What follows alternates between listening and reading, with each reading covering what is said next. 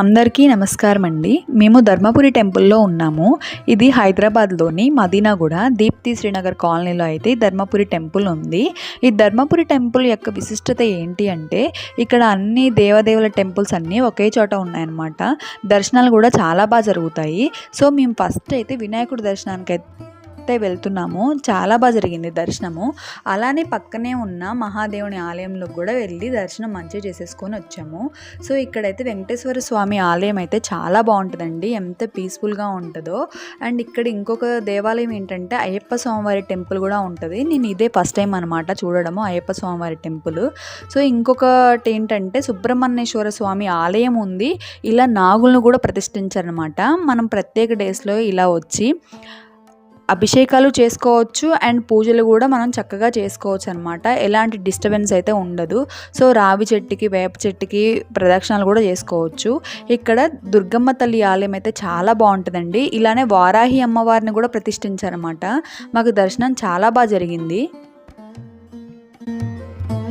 ఇవే కాకుండా వ్యాస మహర్షి, భృగు మహర్షుల గురించి కూడా మనం తెలుసుకోవడానికి అయితే ఉంది. ఇక్కడ ఇవన్నీ ప్రతిష్ఠించారనమాట. చాలా బాగుంటుందండి ఈ ఆలయము. ఇక నాకు ఇంకా బాగా నచ్చేది ఏంటంటే ఆత్మలింగాన్ని కూడా ప్రతిష్ఠించారు. స్ఫటికాకారంలో ఉన్న ఆత్మలింగాన్ని. ఇక్కడ ఈ ఆత్మలింగానికి ప్రతి సోమవారం కాశీ నుంచి గంగాజలం తీసుకొచ్చి మరీ అభిషేకం చేస్తారనమాట. చాలా బాగుంటుంది. యాగాలు యజ్ఞాలు చేస్తారు. అండ్ ధ్యాన మందిరం కూడా ఉంది. వాటి కోసం మనకి క్లాసెస్ కూడా ఇస్తారు. పద్మావతి అమ్మవారి టెంపుల్ కూడా చాలా బాగుంటుందండి. సో ఇప్పుడు మేము పద్మావతి అమ్మవారి టెంపుల్లో దర్శనం చేసుకొని వెంకటేశ్వర స్వామి టెంపుల్ దగ్గరికి వచ్చామన్నమాట. సో టెంపుల్ అయితే చాలా బాగుంటుందని చెప్పాను కదండి. చాలా బాగా అనిపిస్తుంది. పాజిటివ్ ఫీల్ వచ్చిందండి. దర్శనం ఇప్పుడే చాలా బాగా జరిగింది. పక్కనే రామాలయం టెంపుల్ కూడా ఉందండి. అండ్ ఆంజనేయ స్వామివారి టెంపుల్ కూడా ఉంది. ఇవే కాకుండా గురువులకు సంబంధించి టెంపుల్స్ కూడా ఉన్నాయి. ఇవి ఇంకా ఇక్కడ ఇవే కాకుండా ఇంకా చాలా రకాల టెంపుల్స్ ఉన్నాయి. అన్నీ చెప్తాను. ఇక్కడ ప్రతిరోజు నిత్యాన్నదానం అయితే జరుగుతుంది. మనం కార్తీక మాసం, మాఘమాసం, ధనుర్మాసంలో వచ్చినప్పుడైతే చాలా ప్రత్యేక పూజలు అయితే జరుగుతాయి. దసరా కూడా చాలా బాగా సెలబ్రేట్ చేస్తారండి ఈ గుళ్ళో.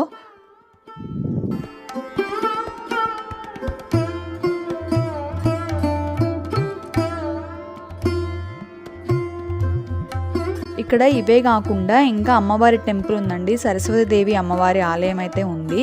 ఇక్కడ సరస్వతీదేవి అమ్మవారి ఆలయంలో అయితే చిన్నపిల్లలకి అన్నప్రాసన అండ్ అక్షరాభ్యాసాలు చాలా జరుగుతాయి. మేము వచ్చినప్పుడల్లా ఏదో ఒక ఫంక్షన్ జరుగుతుంది.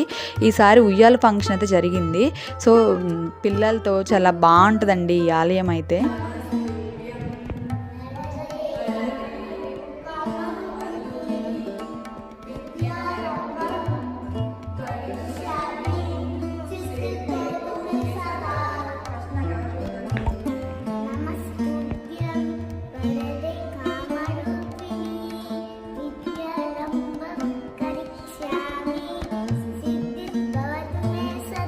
ఇక్కడే చాలా వరకు మేము వచ్చినసారి మూవీ షూటింగ్స్ జరుగుతాయి అండ్ సీరియల్ షూటింగ్స్ కూడా ఇక్కడ జరుగుతాయి అన్నమాట. ఇక్కడ ప్లేసెస్ అంతా బాగుంటాయి.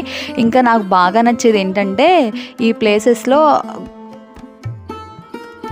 గోశాల కూడా ఉండిద్ది అనమాట. ఇదే ప్లేస్ అనమాట. గోశాలకి చాలా పెద్ద ప్లేస్ ఉంటుంది. ఇక్కడ మా పిల్లలు అయితే ఆడుకుంటున్నారు.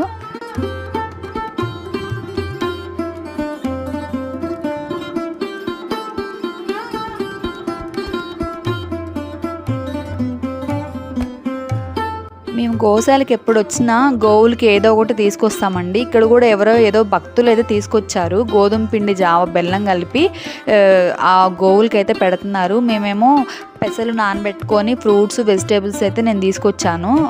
కొన్ని పెట్టకూడని పదార్థాలు కూడా ఉన్నాయి. ఒక లిస్ట్ అయితే ఇచ్చారు. అది కావాలంటే కామెంట్ బాక్స్లో చెప్పండి, నేను చెప్తాను, మెన్షన్ చేస్తాను. ఇక్కడ గోసేవలో అయితే మాకు చాలా బాగా అనిపిస్తుందండి.